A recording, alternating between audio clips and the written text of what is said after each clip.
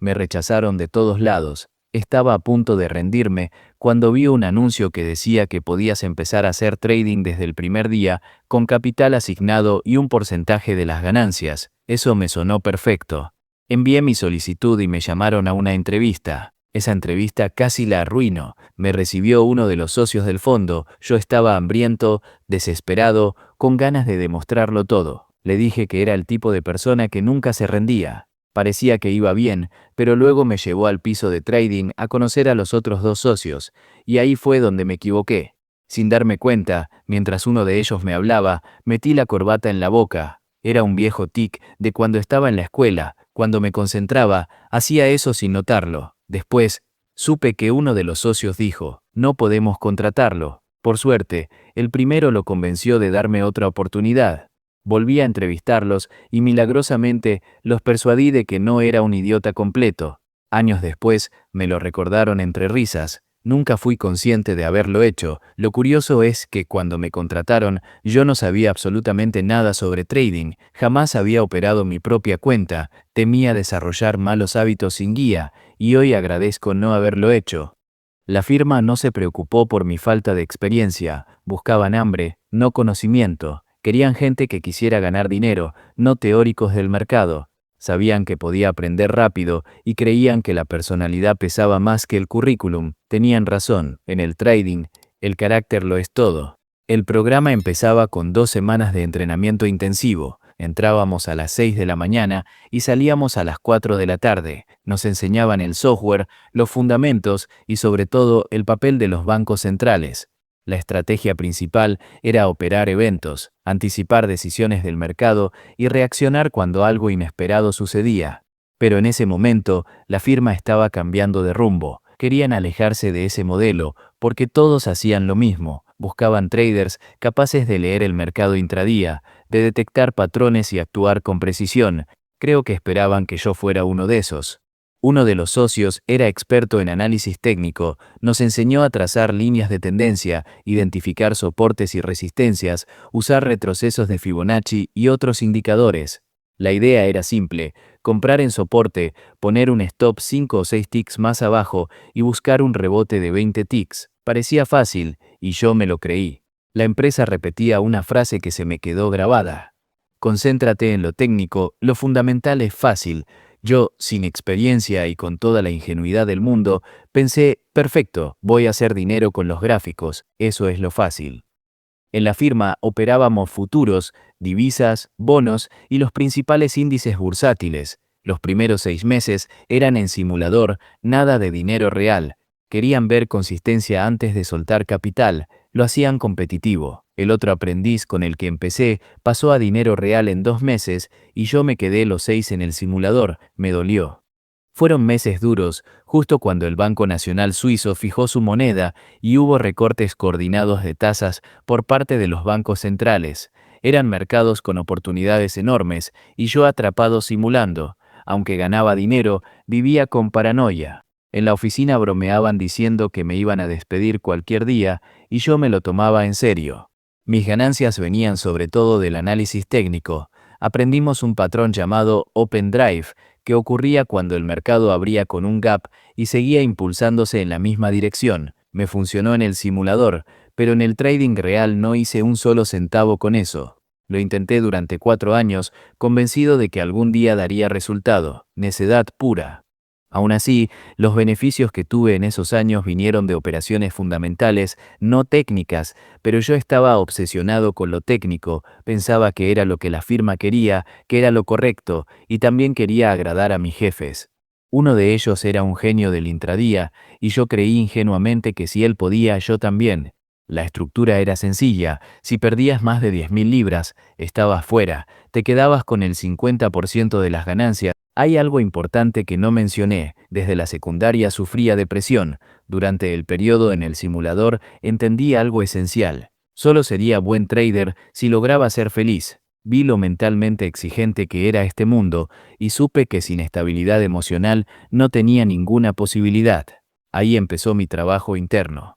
Leí un libro que me cambió la vida, Depressive Illness, The Course of the Strong de Tim Cantofer. Fue como encontrar una linterna en un túnel oscuro. El autor explicaba que salir de la depresión no es una línea recta, subes, caes un poco, pero cada vez menos. Eso me dio paciencia y me hizo sentir acompañado. Me identifiqué con lo que decía, muchas personas que se deprimen son ambiciosas, calladas, trabajadoras. Ese era yo, palabra por palabra. Entender eso me hizo sentir que no estaba solo, que había una salida. La lectura fue el inicio, pero la verdadera lucha vino después, dentro de mi cabeza, cada día. Empecé a practicar lo que yo llamo fuerza bruta mental. En el autobús de regreso del trabajo me repetía, tienes que ser feliz, tienes que ser feliz. Parecía una locura, pero funcionó. Si no me obligaba a pensar así, caía en el agujero otra vez, y salir del agujero es mucho más difícil que evitar caer. En cierto modo, el trading me salvó. Me obligó a trabajar en mí mismo, a entender que sin una mente equilibrada no hay consistencia posible, y sí, me dio motivación, no solo para ganar dinero, sino para aprender a vivir mejor, porque si no estás bien contigo, el mercado siempre te va a ganar.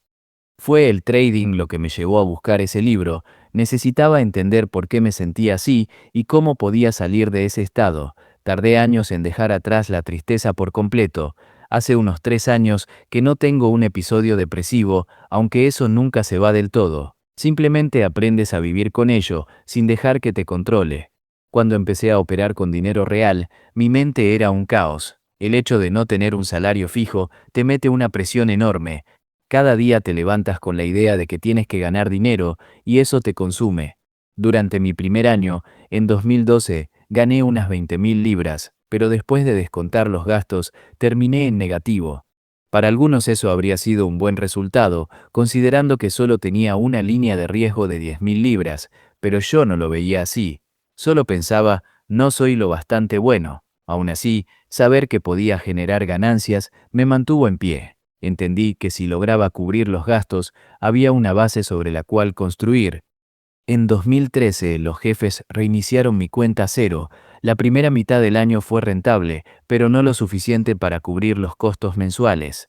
Vivía de mis ahorros, los que había juntado durante años trabajando en veranos. Nunca gasté mucho, y eso me salvó por un tiempo. Incluso mis padres ayudaban con el alquiler. Trabajé de camarero cuando tenía 16, pero era terrible en eso, torpe, distraído, derramando cubiertos sobre los clientes. Me despidieron rápido. Después conseguí trabajo montando carpas para bodas y eventos, y ahí sí era bueno, ser alto servía para algo. También tenía algo ahorrado de una pasantía que había hecho antes, pero a mediados de 2013 el dinero se estaba acabando. Recuerdo decirles a mis padres que solo me quedaba para un mes más de gastos. Se preocuparon de verdad. No querían seguir financiando lo que ellos veían como una especie de adicción al juego. Me dijeron, tienes que dejar eso y conseguir un trabajo real. En ese momento, llevaba unas ganancias brutas de 26.000 libras. Sobre el papel no estaba mal, pero lo que nadie ve son las oportunidades perdidas. Operaba principalmente eventos, y durante la crisis de deuda europea había montones. Decisiones de política monetaria, nuevos programas de estímulo, recortes coordinados de tasas. El mercado se movía cada semana. Pero muchas veces no estaba preparado, y cada operación perdida me destruía por dentro. Veía a mis compañeros ganar mientras yo me quedaba mirando. Era un ciclo constante de frustración, culpa y autoexigencia. Objetivamente no iba mal, pero internamente me sentía un fracaso total. Todo es relativo cuando comparas tus resultados con los de otros. Pensé muchas veces en rendirme, pero nunca encontré nada que quisiera hacer más que ser trader. Incluso en los peores momentos, me seguía fascinando. El problema era que estaba casi sin dinero, mis padres habían perdido la fe y yo sentía que no podía distraerme con un trabajo parcial. Sabía que si desviaba mi energía, me hundiría aún más. Cuando vi que mis ahorros se agotaban, hablé directamente con mis jefes. Les dije la verdad. Me estoy quedando sin dinero y no sé cuánto tiempo más podré seguir así. ¿Hay algo que puedan hacer para ayudarme? Y para mi sorpresa, lo hicieron. Me preguntaron cuánto necesitaba y me ofrecieron un salario suficiente para cubrir los gastos mensuales de la oficina. Más tarde supe que antes de tomar la decisión habían invitado a cenar a Amrit, un trader muy exitoso del equipo, para pedirle su opinión sobre mí. Le dijeron que no estaban seguros de si valía la pena seguir apostando por mí, y él respondió, creo que lo logrará. Esa recomendación cambió todo. Fue gracias a su voto de confianza que me dieron el salario. En ese momento apenas conocía a Amrit, trabajábamos en zonas distintas de la oficina y casi no habíamos hablado, pero años después se convirtió en mi mentor. Él me enseñó la importancia de la mentalidad en el trading. Me hizo ver que el enemigo no era el mercado, era yo mismo. Él me repetía, si piensas así, no vas a operar bien, tu mente tiene que estar en paz para poder rendir. Y tenía razón, aún con el salario, seguía sintiendo la presión. Pensé que tenía hasta Navidad para demostrar que podía cubrir los costos con mis resultados. A finales de octubre llevaba ganadas unas 40.000 libras, pero seguía en números rojos después de los gastos, sentía que se me acababa el tiempo. Pensaba que si nada cambiaba, mi carrera terminaría ese año. Necesitaba un golpe de suerte, algo grande, y en noviembre de 2013 llegó esa oportunidad. El mercado esperaba que Mario Draghi, presidente del Banco Central Europeo, bajara las tasas en diciembre, no en noviembre. Yo rezaba para que lo hiciera antes. Si lo hacía sería una sorpresa, y las sorpresas mueven el mercado. Recuerdo que pensé, si hay un Dios, este es mi último chance, y Draghi anunció el recorte ese mismo día. Fue como una señal, compré agresivamente futuros de tasas de interés europeas a corto plazo. Sabía que si actuaba rápido y salía cuando el mercado ajustara el precio del recorte, podría ganar bien. Mis jefes me habían aumentado los límites de posición porque confiaban en mí. Eso me permitió abrir una posición mucho mayor de lo habitual. La operación fue limpia, rápida, sin dudas. Cuando cerré la posición, había ganado casi 90.000 libras. Fue el momento que cambió todo. Esa operación fue perfecta. Simple pero perfecta. Había anticipado el evento, confiado en mi propio enfoque, apostar a los eventos y dejado atrás los gráficos por primera vez. Lo había hecho todo bien. Y cuando cerré esa posición con 90.000 libras de ganancia, sentí que me había salvado. Pensé, ahora sí puedo hacer carrera en esto. Esa misma noche, mis padres vinieron a visitarme. Los llevé a cenar sin decirles nada. Ellos creían que estaba a punto de rendirme, que mi aventura en el trading había llegado a su fin. En medio de la comida, les solté, hoy gané 90.000 libras. Se quedaron en silencio. Mi madre no lo podía creer. Fue uno de los mejores momentos de mi vida. Creo que eso cambió la forma en que veían mi trabajo, aunque desde entonces evito hablar de trading con ellos.